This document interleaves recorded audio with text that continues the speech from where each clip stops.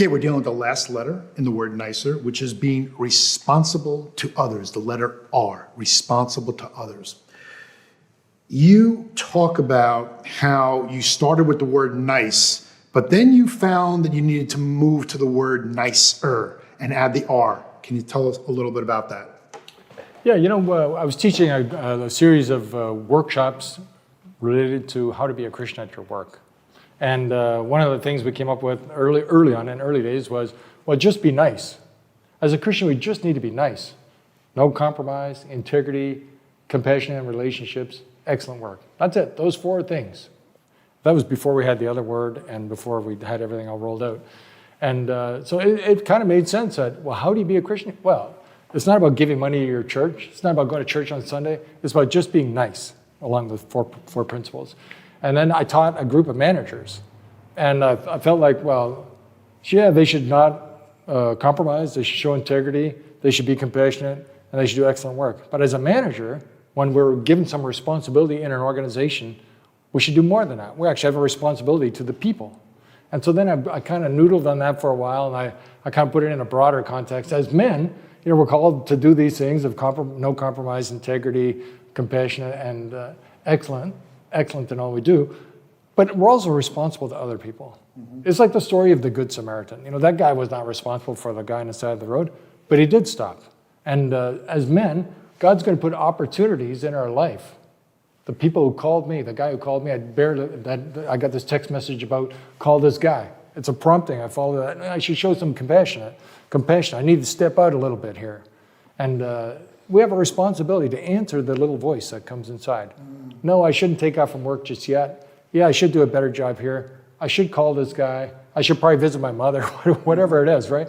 And we should follow that. And that's where this responsibility to others comes from. Even though we may not be responsible for them, God's put us in a position to be responsible to them. Yeah, that's great story that I have from my life, which shows both sides of it.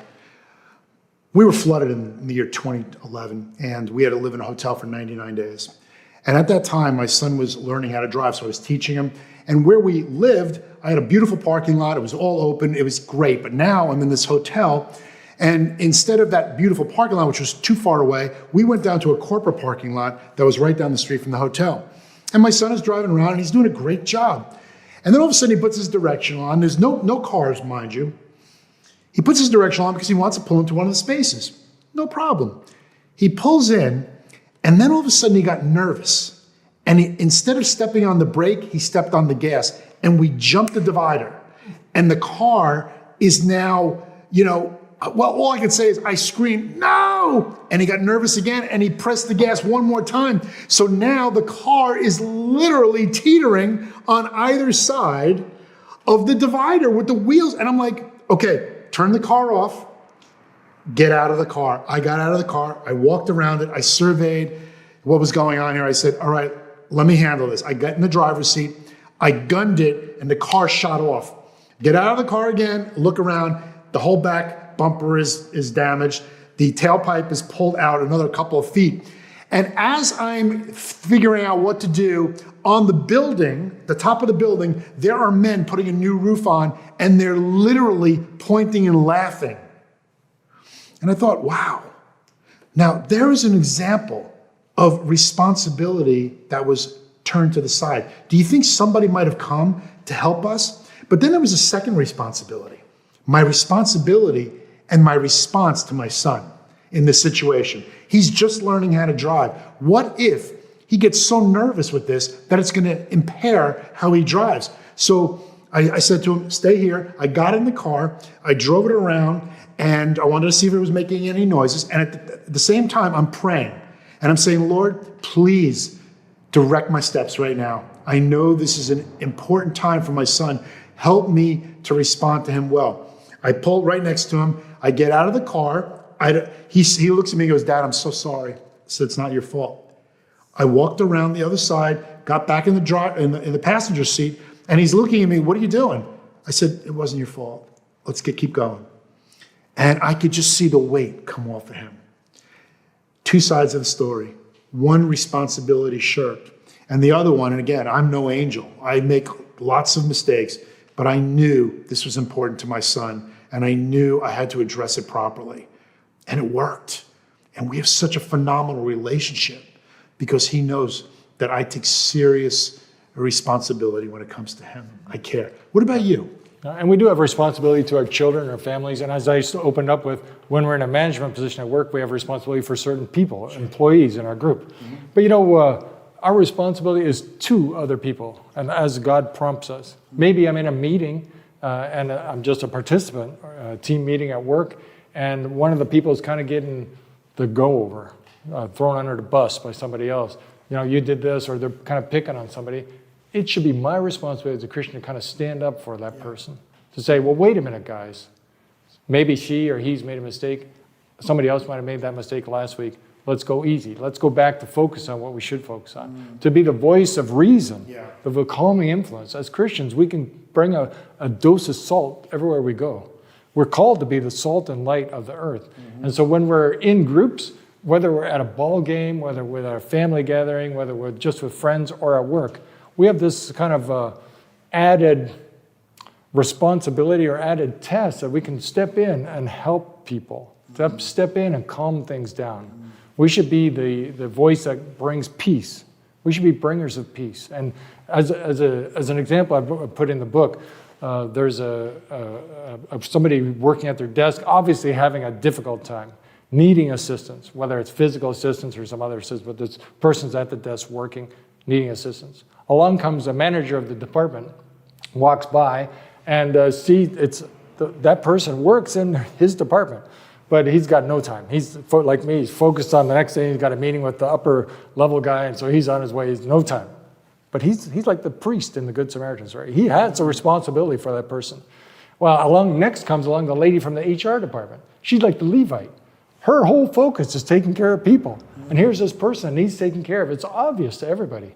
But she walks by. She's on her way to another meeting or on her way to another appointment. She has no time for this person either. And so thirdly, here's this guy, an outside consultant. Maybe he's the photocopy repairman, the network testing man, an IT guy, whatever he is. He's there, and he's got his own tasks to complete. He's got like an hour budget, a 2-hour budget to finish his task, to do the work and get out of there, to get the customer happy. He sees the problem there. It's not his employee. It's not even a person he really knows. But he steps out of his way, takes a break, and does the unthinkable. Can I help you? How can I help you? He's got that prompting in his heart, and he steps out of his comfort zone, knowing that he might be able to make a difference. How can I help you? And you know, sometimes it's just a simple asking that does all the work. But he's like the Good Samaritan.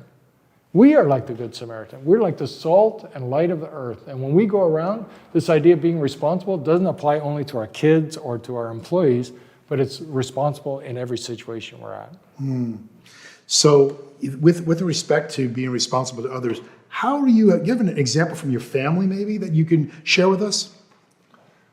Well, I'll use an example from my wife. It's not in the book, and you kind of put me on the spot in this one, but our third child had a boyfriend, and he had a car and a license, and so he was like 16 or 17, and our daughter's like 14 or 15, a little bit younger, and the youngest daughter needs to be picked up.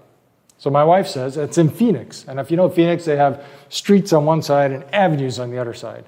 And so she's like, well, you got to go to 44th Street and such address and pick up our daughter. So they go over there, and this is in the days before cell phones and before GPS in your hand. And so they drive over there, and they come back about an hour and a half later without the daughter. And my wife's like, where's the youngest one? Didn't you pick her up? It's like, well, we went there, we couldn't find it, and so it didn't make sense. Where did you go? I gave you the address. And she's getting a little bit, like, well, come on, you're supposed to pick up the daughter and do this. What kind of boyfriend are you? And they said, well, we went to like 44th Street. 44th Street? No, it's supposed to be 44th Avenue. Oh, I'm so sorry. And so her responsibility in that case was just to say sorry. So they went off and they picked her up. And later on, we hear from our daughter that the boyfriend was so touched. My parents never say they're sorry. They're responsible for our kids, but we're also responsible to say we're sorry. Sure. We're responsible to exhibit how Christ wants us to be. We don't need to wear a halo. We're not going to be perfect. We're going to mess up all the time. But guys, We can say we're sorry, and that's a huge gift that God's given us. It's a huge opportunity to be responsible with someone else. We can step out when somebody's being abused or maligned or taken advantage of. We can step out to help them. We can step out to defend them, even though we're busy. And that is all the difference that somebody will see in our life. And you know, when we're nicer like that, that whole word, oh, no compromise, integrity, compassion, excellent, and responsible, one day somebody's going to notice a difference. Hey, why are you like that? And they're going to ask us a question. What kind of church do you go to? What is it you believe now? And you know, that is the best way to be a witness. And so this whole word nicer is about our character. And all we're doing is we're setting the stage for people to know who we are, to trust us, and to be able to come to us with a question about their faith, about their situation. When somebody in my office or in my workplace or my circle of friends, when they have a problem with their marriage or their kid or drugs or alcohol or suicide or whatever, they're going to look for somebody to turn to. And when they see us being nicer as consistently as we can, they're going to turn to us. Now that sounds really scary because, well, I don't know the answer. But remember my story about being compassionate. You don't have to know the answer. We just have to be available. Guys, this is a great chapter. This whole word is great. And we've got in the book, in the handout, we've got questions. Enjoy this time discussing it with your group. And be honest. Dig in. So comes to the end of our first word. Be nicer. We're going to come back with the second word. Bless.